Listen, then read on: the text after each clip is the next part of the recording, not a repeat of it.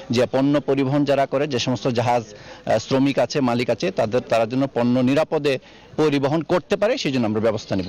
চাঁদপুরে নৃশংসভাবে হত্যার শিকার 7 জনের মরদেহ পরিবারের কাছে হস্তান্তর করা হয়েছে। নৌপুলিশ বলছে কুপিয়ে মারার আগে চেতনানাশক ঔষধ ব্যবহার করে হত্যাকারীরা। ময়নাতদন্তে দেখা গেছে একইভাবে সবার মাথায় ছুরিকাঘাত করা হয়েছে। এ ঘটনায় হাইমচর থানায় হত্যা মামলা করেছেন জাহাজটির মালিক। আসাদুজ্জামান কাননের ক্যামেরায় বিস্তারিত জানাচ্ছেন আরিফুল ইসলাম।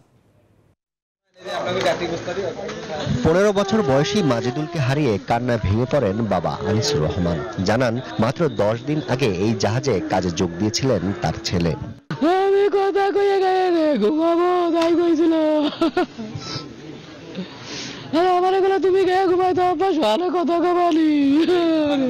স্বজনদের হারিয়ে তার মতো শোকে কাতর নিহতদের পরিবারগুলো। স্বজনরা বলছেন এটি কোনো ডাকাতির ঘটনা নয়, উদ্দেশ্য প্রণোদিত হত্যাকাণ্ড।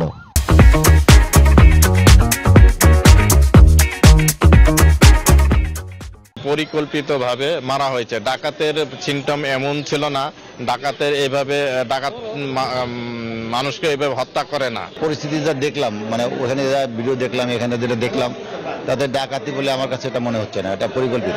আমি এর সুষ্ঠু তদন্তের সাপেক্ষে সুষ্ঠু বিচার দাবি করতেছি। সোমবার দিবাগত রাতে ঘুমন্ত অবস্থায় চাঁদপুরে মেঘনা নদীতে হত্যা করা হয় 7 জনকে। সবাইকে মাথায় একইভাবে জখম করা হয় বলে জানালেন ময়নাতদন্তকারী চিকিৎসক। 7টা বডির মধ্যে 6টা বডির মধ্যেই একটাই আঘাত, মানে এক আঘাতেই তার মাথার অবস্থা, মানে মাথা। হত্যার আগে চেতনানাশক ঔষধ ব্যবহার করা হয়েছে বলে বলছে নৌপুলিশ। যারা ভিকটিম আছেন তাদের মধ্যে থেকে বেশ কয়েকজনই বাদী হতে চাচ্ছেন। তাদের যে কোনো একজনের সাথে কথা বলে আমরা ভিকটিমদের আত্মীয় স্বজনের মধ্যে থেকে একজনকে বাদী করব।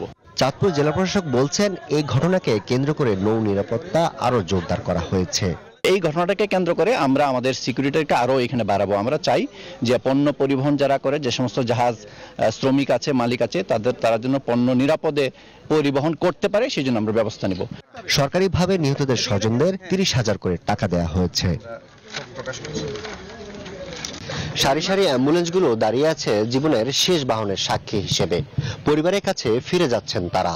তবে কারা এই নৃশংস হত্যাকাণ্ডের সাথে জড়িত সেই অপরাধীদের খুঁজে বের করে দ্রুত বিচারের আওতায় আনার দাবি জানিয়েছেন স্বজনরা। চাঁদপুর থেকে আরিফুল ইসলাম, নিউজ 24।